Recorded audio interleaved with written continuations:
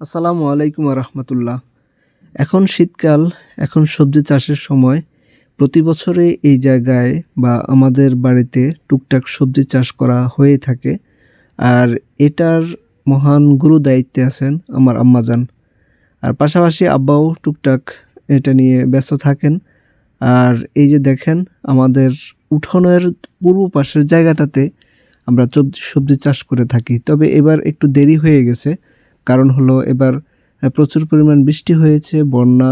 আর সারা বাড়িতে একটু স্যাঁতস্যাঁতের ভাবটা কাটতে একটু সময় লেগে গেছে। আর দেখেন এই যে প্রচুর পরিমাণ ঝোপঝাড় হয়ে আছে, এগুলা হলো এই বাড়িতে অনেক গাছপালা বর্ষার কারণে বা ঝড় বৃষ্টির কারণে গাছপালা নষ্ট হয়ে গেছে, ঢাল হইছে। তো এগুলার মানে বিভিন্ন জায়গায় পড়ে ছড়াই ছিটাই আছে, যার কারণে এই ঝোপঝাড় হয়ে আছে। তো স্যাঁতস্যাঁতের ভাবটা কাটার পর তো চিন্তা করলাম যে খুব দ্রুত কাজটা করা উচিত। কারণ আমাদের এই সবজি চাষের সময়টা আরও ১ মাস আগ থেকেই করা হয়ে থাকে প্রতি বছর, কিন্তু এবার একটু দেরি হয়ে গেছে। এই যে দেখেন, এই জায়গাটাতে প্রচুর পরিমাণ কাঁকরোলের চারা। কারণ এই জায়গায় প্রচুর পরিমাণ কাঁকরোল হয়। আর এমনিতেই আমাদের কোনো কাঁকরোল লাগাতে হয় না, যার কারণে এই যে দেখেন প্রচুর পরিমাণ ইয়ে মানে কচুর চারাও আছে, এগুলোও আমি তুলে ফেলছি। তো আজকে ভিডিওতে আরেকটা বিষয় নিয়ে আমি আপনাদের সাথে শেয়ার করব। বিষয়টা হলো, আজকে একটা দুর্ঘটনা ঘটে গেছে। অল্পের জন্য আমার আব্বা মানে ওই বড় ধরনের দুর্ঘটনা থেকে রক্ষা পাইছেন। তো এই জায়গা দিয়ে আমাদের মাঠে যাওয়ার জায়গা, তো এইটা চিকন সরু একটা রাস্তা।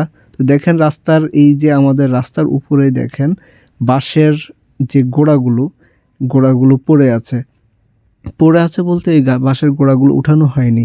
যাদের বাঁশ এই যে বেড়ার ভিতরের জায়গা, যাদের তারা এই বাঁশগুলো কেটে নিছে, বাট গোড়াগুলো কেটে নেয়নি। তো আমাদেরকে বাঁশ দেওয়ার জন্যই গোড়াগুলো কেটে নেয়নি।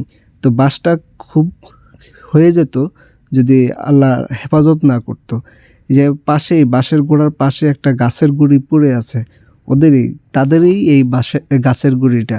তো আমি চিন্তা করলাম যে আমার এই জায়গাটা আমাকে পরিষ্কার করতে হবে। তো সবার আগে এই বাঁশটা দিয়ে শুরু করলাম। এই বাঁশটা খুবই সমস্যা করে। আমি এখান দিয়ে ঘাস বা অন্য কিছু মাথায় নিয়ে আসার সময় বাঁশের মধ্যে বেজে যায়। তো চিন্তা করলাম যে বাঁশটা আমাকে আগে কেটে সাইজ করতে হবে, জায়গাটা পরিষ্কার করতে হবে। তো তো আপনাদের একটা জিনিস আমি বলবো, যে যারা প্রতিবেশী আছেন, প্রতিবেশীর যে সমস্যাগুলো আপনারা দেখবেন যে আপনার কারণে প্রতিবেশীর কোনো সমস্যা হয় কি না। তো আমি আগে আরেকটা ভিডিও আমি শেয়ার করছি আপনাদের মাঝে। যে ভিডিওটা তো হলো, আমাদের এই বাগানের ভিতরে যে একটা বিদ্যুতের ফিলার আছে এবং বিদ্যুতের একটা লাইন টানানো আছে। সেই মানে লাইনটা লিক হয়ে আছে, কেবলটা এমন বাজে অবস্থা হয়ে আছে যে কোনো একটা অ্যাক্সিডেন্ট ঘটতে পারে। তো এখন এই সেম একই অবস্থা, একই ফ্যামিলির এই সমস্যাটা আমাদের মধ্যে এখনও বিরাজমান। যে দেখেন, আমাকে এই কাজটা করতে হচ্ছে কারণ আমি যখন দেখলাম আব্বা এই জায়গায় পড়ে গেল যাওয়ার সময়, তো দেখলাম অল্পের জন্য যে গাছের গুঁড়িটা পড়ে আছে পাশে, গাছের গুঁড়ির মধ্যে যদি আজকে মাথাটা লেগে যেত বা মাথাটা মানে বাড়ি খাইতো, কোনো আঘাতপ্রাপ্ত হইতো, তখন এই দায়টা কে নিত এই দায়? তারা তো নিতই না, বরঞ্চ ক্ষতিগ্রস্ত হইতাম আমাদের ক্ষতিগ্রস্ত হইতে হতো। তো আমি দেখলাম যে কুড়াল দিয়ে মানে কাজ হচ্ছিল না, পরে আমি শাবলটা নিয়ে আসলাম। তো আপনারা এই জিনিসটা খুবই ভালোভাবে লক্ষ্য করবেন, যেন আপনার নিজের কারণে বা আমার কারণে আমার প্রতিবেশীর যেন কোনো ক্ষতিগ্রস্ত না হয়। ক্ষতিগ্রস্ত হলে এই দায় কিন্তু একটা মানুষের জন্য, একটা ফ্যামিলি কিন্তু অনেক বড় ক্ষতি হতে পারে। তো আশা করি আপনারা আমার কথাগুলো বুঝতে পারছেন।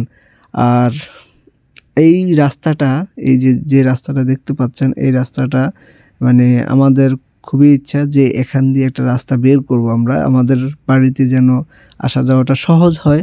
কারণ এই দিক দিয়ে আমাদের বাড়িতে কোনো কিছু আনতে গেলে, যেমন একটা পিকআপে করে কিছু আনবো বা ট্রাকে করে ইট বালি বা সিমেন্ট এই ধরনের কিছু আনবো, তখন আমাদের বাড়ির উত্তর পাশে যে মসজিদের মানে সামনে সব কিছু এনে স্তূপ দিয়ে তারপর আবার বদিল্লা খাটাইয়ে টাকা খরচ করে আনতে হয়। তো চিন্তা করলাম যে রাস্তা দিয়ে, যেহেতু আমাদের বাড়ির সামনে রাস্তা, এখান দিয়ে একটা রাস্তা করে ফেললে তো আমাদের জন্য খুবই সহজ হয়ে যাবে। তো দেখেন আমার এই আজকের কাজের ফলাফল হলো এই যে জায়গাটা পরিষ্কার করে ফেললাম। এই যে দেখেন এই যে গাছের গুঁড়িটা, এই গাছের গুঁড়ির মধ্যেই মানে অল্পের জন্য মানে আমি যে দেখলাম আব্বার হাতটা ওখানে পড়েছিল, যে আমি দেখে আমার আর মাথা ঠিক ছিল না, আমি খুব তাড়াতাড়ি এই কাজটা করে ফেলি।